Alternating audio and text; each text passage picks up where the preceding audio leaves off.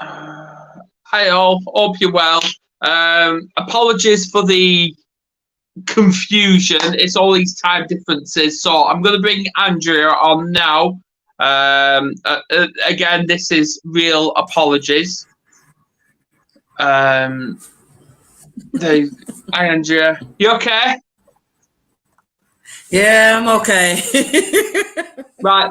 First of all, I'm going to have to really apologise. I know we normally go live at 8 p.m. UK, which is due in about 45 minutes, but I was unaware that time has changed in America. I was unaware. So this is why we're going live now. So it's all about its time differences. And I know the UK goes forward an hour on the 26th. So this is what I mean, and this is what pisses me off, is all these time differences. So again, apologies, guys. But anyway, how are you, Andrea?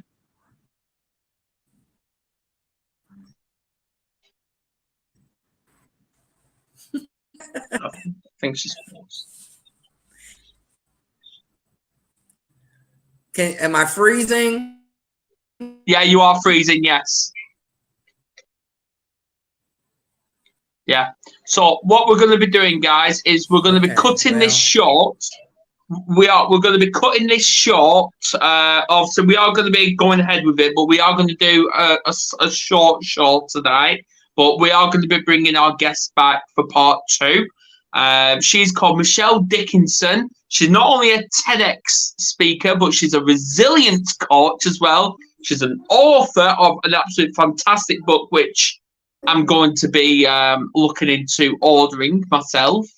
But yes, we are going to talk about how to build resilience to prevent illness. And when I told Andrea that topic, all she said was, wow. So yes. So what I'm going to do is, while Andrea's sorting her technical issues out, I'm just going to bring Michelle on and let's just dive into it. Please share the hell out of this, because with this, we are going to be diving right into it. So see you soon. Let me just find the brand. There you go.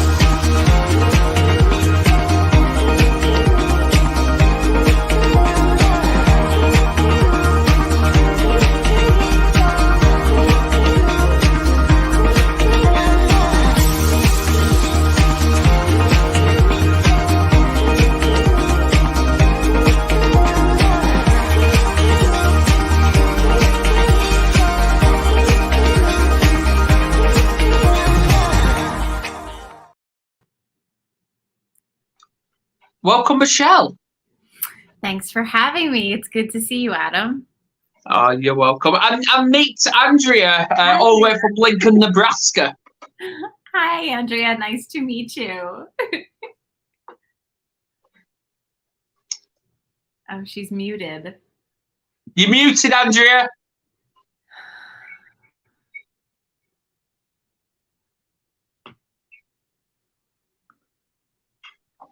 Hang on a minute.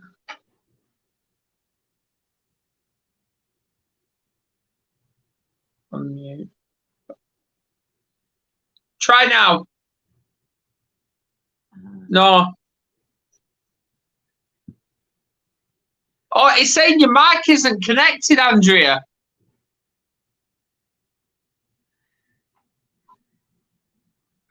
Isn't technical issues absolutely amazing? It's amazing. It just makes things interesting, you know? Yes. So, oh, you're here. You're here. All right. Yeah, we're going to have to be a little bit patient with Andrea tonight. Technical issues. Come, Michelle. So. It's good to be here. Yeah. Yeah, we have to be a little bit patient with Andrea. She's special. I love her really. She's like a good sister. She's like a big sister to me, is Andrea. But yeah, it's good to have you here, and it's good to talk about resilience because not many people actually know about it or actually are aware of how important it can actually benefit us. Yeah, absolutely. You know, I'm a big believer in getting ahead of mental health challenges, emotional well-being, preserving how we're doing instead of waiting, you know, like a sitting duck to hit burnout and then have to deal with it. So Absolutely. I'm a big advocate of resilience as a lifestyle and really empowering people to do things every day to help themselves. Yeah, absolutely. But obviously, before we dive into all of that, I know, Andrea, I did forward you Michelle's bio, which obviously is all in the description, by the way, guys. So if anyone wants to visit a website, just click on the description and it's all there. Even her on social media from LinkedIn, Facebook, TikTok, you name it. She's on absolutely everywhere. But give us a little bit of an insight about who Michelle Dickenson is before she became a resilience coach. Well, who am I? Let's see. Well, you already introduced me. So I definitely am a TED speaker and an author. But before that, I spent many, many years in a corporate job. You know, it's something I never thought I would ever leave. A career I was really proud of realizing in the face of growing up with a lot of adversity with my mom and her bipolar disorder, which is what I gave the TED Talk on and wrote the book about. I was just happy I had sort of survived it and became a contributing member of society. But then I was invited to give the TED Talk, and that changed everything for me. That literally changed the trajectory of my career. So like for me, I would have never imagined that I would be able to do this work. But I got really connected to the power of storytelling and really also the self-discovery journey and realizing what my purpose was, right? That's like such an important thing to realize at some point in your life. So yeah. Wow. What do you think, Andrea?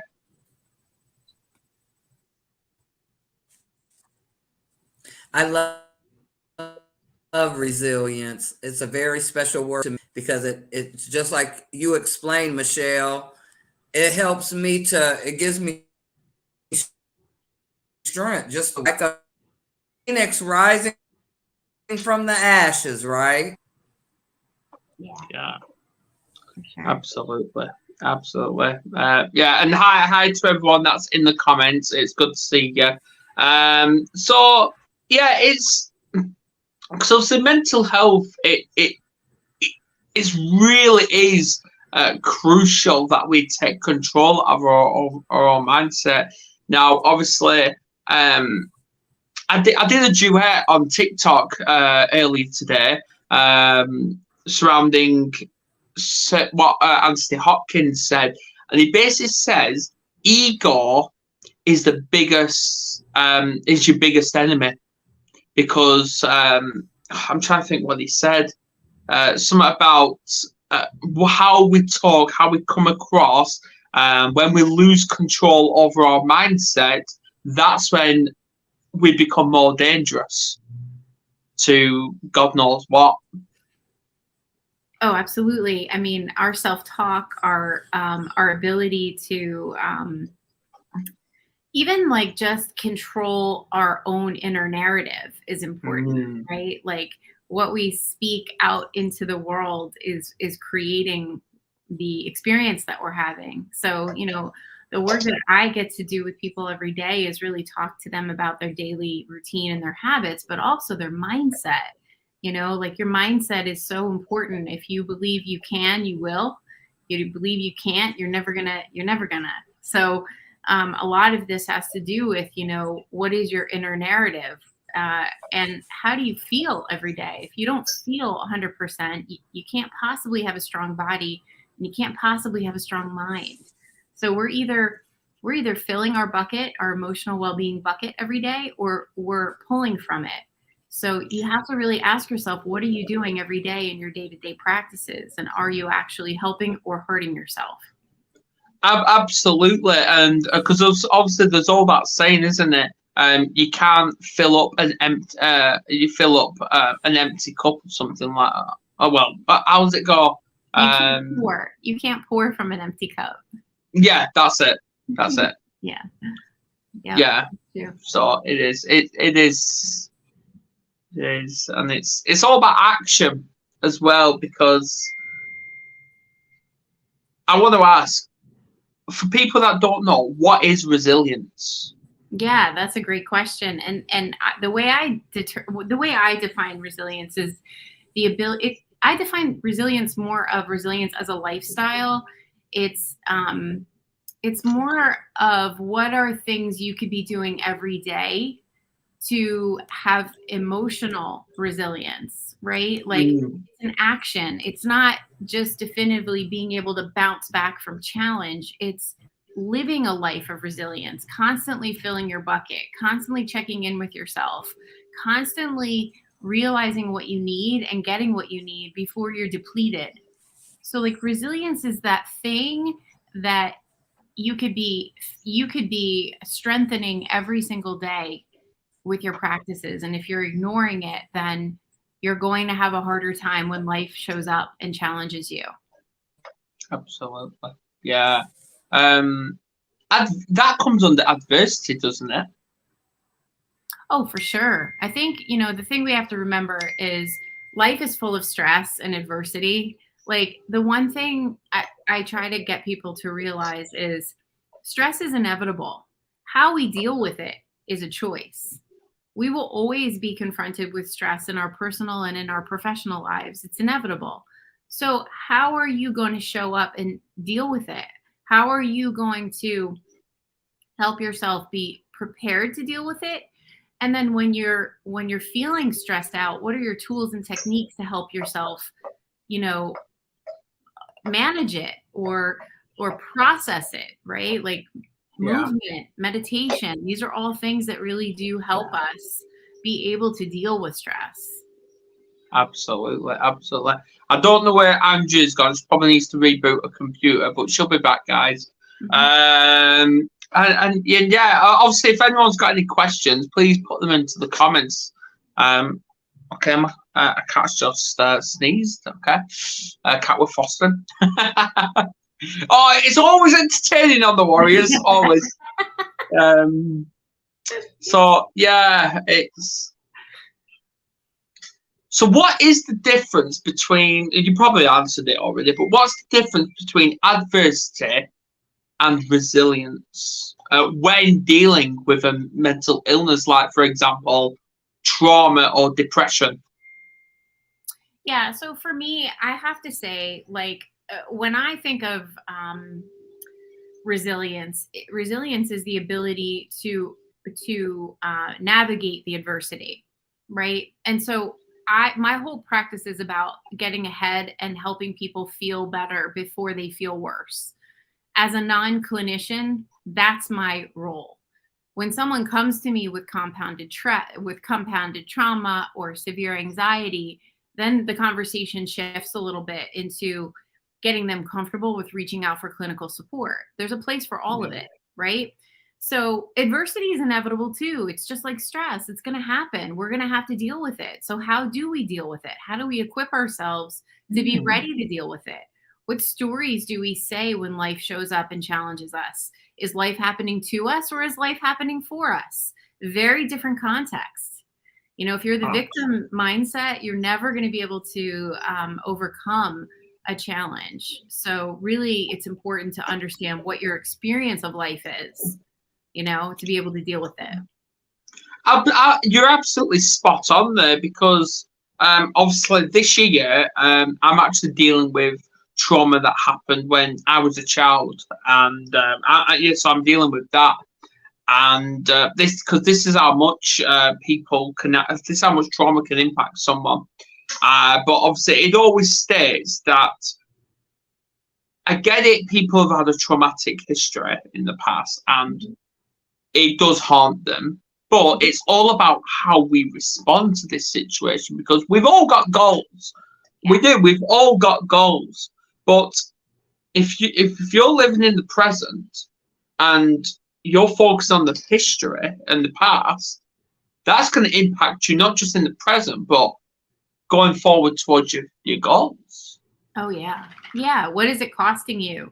You know, I have a lot of people that when I meet with them and we go through my resilience audit and we really look at their life, I will ask the question, do you feel like you have trauma in your past? And when they immediately say, well, absolutely, I do. Oh my goodness, I do. Yes, absolutely. The next question always is, have you worked through that trauma with someone? Yes. Have you addressed that trauma? Well, no, I'm fine. Okay, well, no, if it's top of mind and you're highlighting it to me, that tells me it still has you. So then you have to ask yourself, is it compromising your joy? Is it compromising your experience? Mm-hmm. What is it compromising if it's so top of mind for you to be reporting it? You know, so a lot of people think they're fine and they still have unresolved trauma. Well, it's an invitation for you to look in the mirror, because that's playing out in your life in various areas, whether or not you choose to look at it. Absolutely. Welcome back, Andrea. I'm having technical difficulties over here. It's okay. It's all right. It's all right. But I'm You back. may need to do a me and use your phone in future. I don't know. I have to figure that one out. But anyway, we were just talking about unresolved trauma when it comes to building that resilience, and speaking of adversity as well, because obviously if you're living in the present and you're focusing too much on I do see your comments, Richard, they're really good, and you're focusing on the past, all that trauma, that's going to impact you not just in the present, but it's also going to impact you in the future towards your goals. So what's your view, Andrea? I think that's definitely right.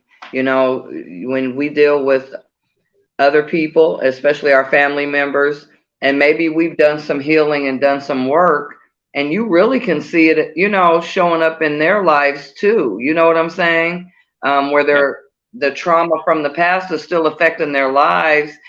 And I just wish so much that we can all get to the resiliency part, because once we do that, we are knowing that we can overcome anything, right?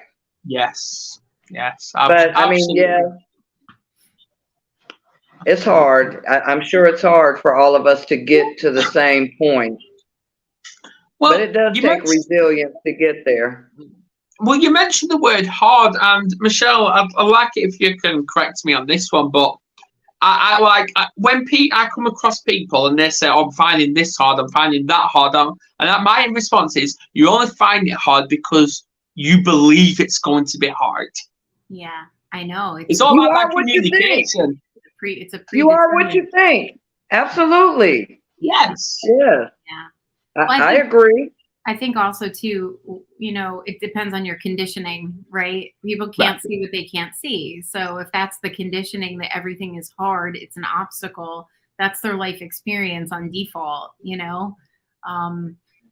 You know, again, it goes back to, is life happening for you or is life happening to you? If you live and dwell in the victim mindset, you will always look at things as being difficult, but it's truly in the difficult that we emerge and we grow and we expand. So it's all in our lens, how we're looking at it. It's really important to look at that.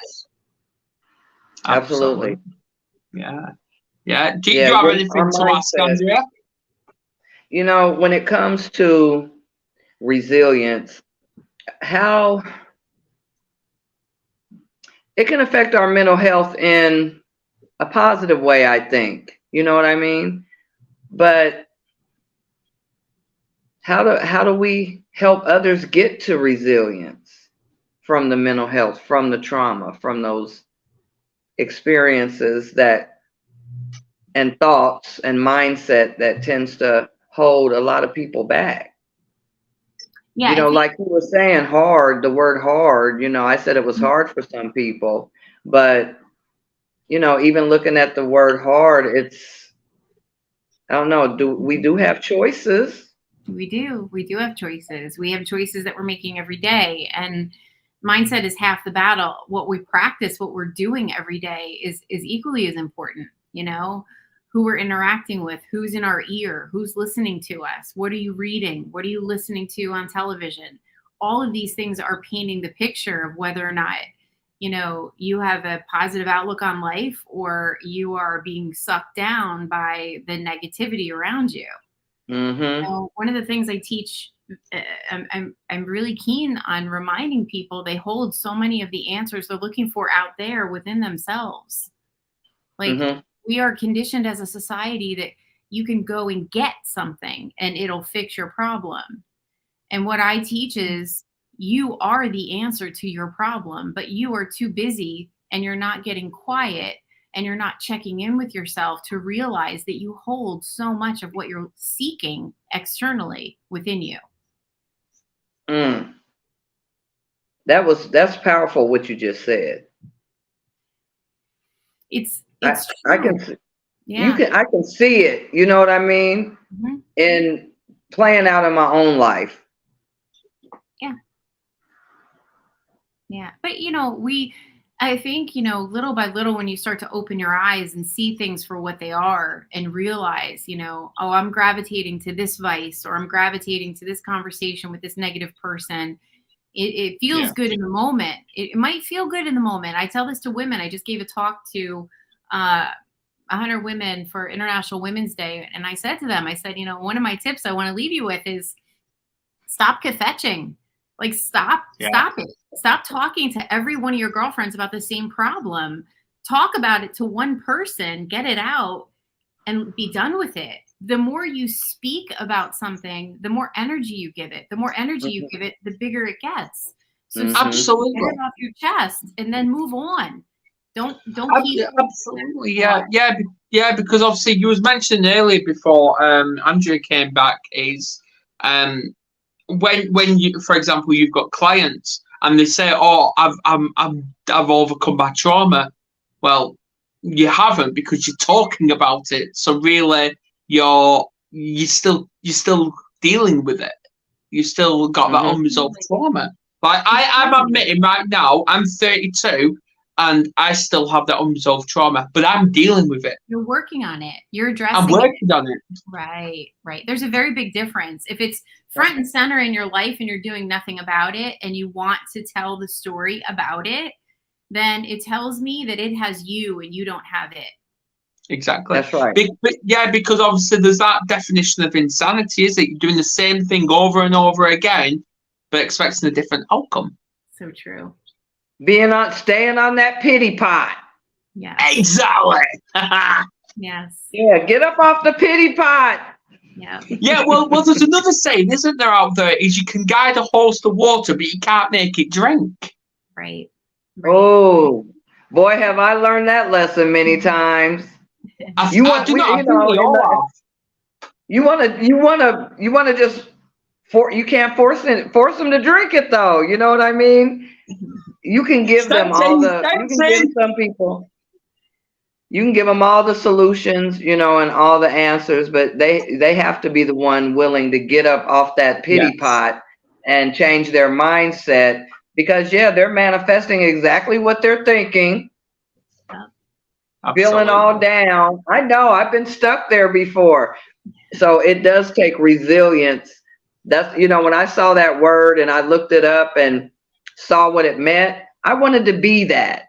I aspired to be what the meaning of that word was when I was on my pity pot. All right. Okay. So is that Andrea Evans resilient, or is that Tom Sawyer? It's both. Well, Tom Sawyer, he's so carefree. You know, he's not worried about nothing. He's living life.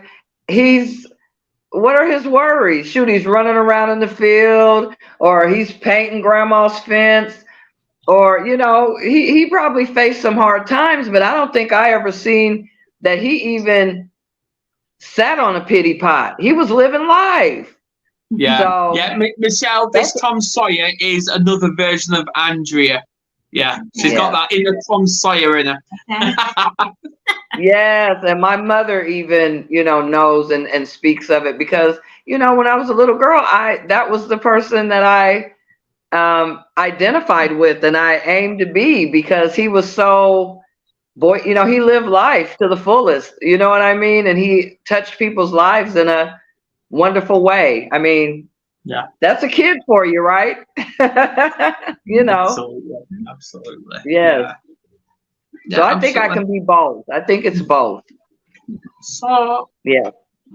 So speaking of adversity and resilience, when dealing with our mental well-being, shall I say, do you have any regrets, Michelle, like in the past? Why would I focus on them if I do, Exactly. Honestly, exactly. Yeah. Like for me, I believe that life is always unfolding for our highest good. And to have a regret would be disagreeing with my life's experience. But every experience that I've had in my life has led me to where I am now. And so in many ways, it's very perfect. That is what I was looking for. Yeah. That is what I was looking for because we haven't got time to have these regrets. Yeah, we've made mistakes. We've made bad choices in our life, but that was then. This is now. We learn. How are we going to learn if we don't make mistakes? Yeah. Exactly. Yeah. We can't beat ourselves up for making the mistakes. You know what I'm saying? Yeah. We have to be in the mindset of, okay, this is a learning experience, right? What I learned. What was the lesson? Yeah, so I want to move on. I want to talk about your book. Okay. Yeah. Obviously, for people that don't know, explain what it is and how it really benefits. Because all I did was I didn't even read like the front of it or even the back of it. That's it. All I did was just read that title, Breaking Into My Life. And you know what? I'm like, I want that book. Just the title itself. Well, I love the butterfly. You see my butterfly behind me, right? I saw. Yeah, transition, baby. That's transition. It wasn't until I gave the TED Talk that I realized the power of storytelling and really like going first and telling the story. And so the reaction I got from the TED Talk really was what inspired me to go on and write the book, because I knew if I could make a difference in 10 minutes on a TED stage that I could probably help more people in a book. So I put pen to paper and wrote the book with the whole intention of humanizing mental health, probably something that matters to you. Because I thought, if we want to create more compassion in the world, we have to get people to understand and fear it less. So I wanted people to see what the person my mom was. My mom was a beautiful person who suffered, and that's the reality, right? So, but those who hurt others. So I also wanted to tell the story authentically and really share what it was like to love someone with an illness. And so that's what I did. I shared the story of what my experience was like growing up as a young girl, an adolescent, and then as an adult, and just witnessing her pain, witnessing her euphoria. And then ultimately coming to conclusion and writing an epilogue about how that experience has shaped me and how it served me. And my goodness, I would not be doing the work I'm doing now had I not experienced that. Yeah. And I feel that. That's beautiful. I like that. That's wonderful. Yes. I can definitely identify with what you're saying. You know what I mean? I empathize totally because, we do live life as our parents know. My children live life as I knew it. Yeah. And we do have to come out of that cocoon, right? At some point, transition from it, learn whatever mistakes our parents made, try not to make those same mistakes, you know what I'm saying? And hope that our children do the same, whatever mistakes they felt we made, don't make those same mistakes. You know what I'm saying? And that's exactly what it is, because obviously with my abusive parents, they thought violence and a bottom of a bottle or a can was the answer to everything. They thought that, but me, no, it's not that. I've now got 3 children and 1 on the way, which by the way, Andrea, tomorrow we do find out the gender of this baby tomorrow. So there you go. So that's something to look forward to. But really, these kids, yeah, they annoy us at times, but we love them, and they do look up to us. They do, but at the same time, I actually look up to them. And people keep asking me, because this is what I say, we've all got role models. It could be an artist, it could be a musician, it could be a celebrity or a footballer and all that. My role models are my kids. They are. That's because right. I'm learning from them and they're learning from me. And that's brilliant. Right. That's right. When you speak of learning from I have 7, as you know, Adam. Yeah. Michelle, you don't know, I have 7 children, 4 boys and 3 girls. And they're all older. They're not a bunch of little rugrats running around anymore, but, at the end of the day, I remember I used to holler, but with 7 children, you want your voice to be heard, and, you have to holler for folks when they're in different areas of the house. But when they get in front of me and I'd be so passionate about, how I was feeling or what I was talking about, I hollered. I'd be hollering. I'd be yelling at them. And I learned from my son, and he showed me as he spoke. He put his hand softly on my shoulder and he says, "Mom, why are you hollering?" And can I be mad at that? No. No, it's cute, isn't it? It's cute. Take a moment. Think about it. Guess what? You're right. Why am I hollering? You're right here in my face. I can still be passionate. Doesn't mean I have to be loud, right? So I learned from my children and the youth I work with all the time. Yeah, you just holler at them when they're in your kitchen when you're trying to cook. Oh, you know that. I holler at everybody. And the ones that know, they won't come in there. My children know. Yeah. They follow the rules. Yeah. Okay, get out the way. You want to eat? Right. Moving on. I'll say we've spoken about us all being resilient and dealing with adversity, but what do you think about the next generation, the youth, learning about resilience and adversity and overcoming adversity? What do you think of that? So it's interesting, Adam. The bulk of my practice is with educators here in the U.S. I have many, many educators. And so when I think about how do we influence and impact our youth, I think about the teachers that are in front of them every single day. So I'm fortunate to have the ability to be working with them and teaching them strategies so they show up the best version of them and model. What does it mean to be resilient? What does it mean to feel good?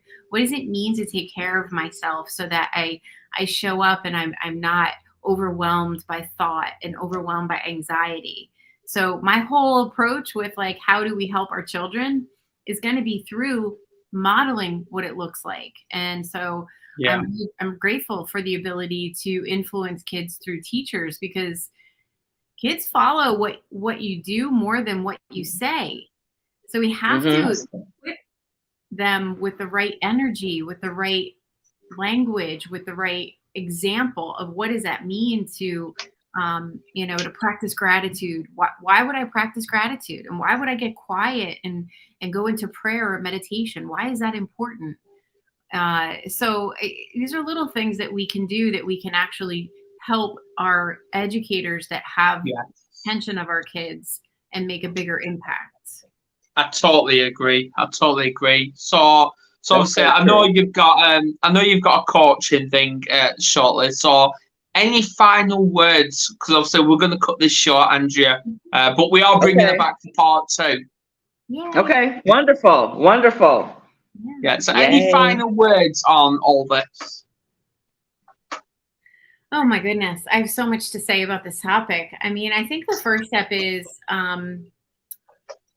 I think the first step is we've come out of a pandemic and we're numb to our experience of life being joyful.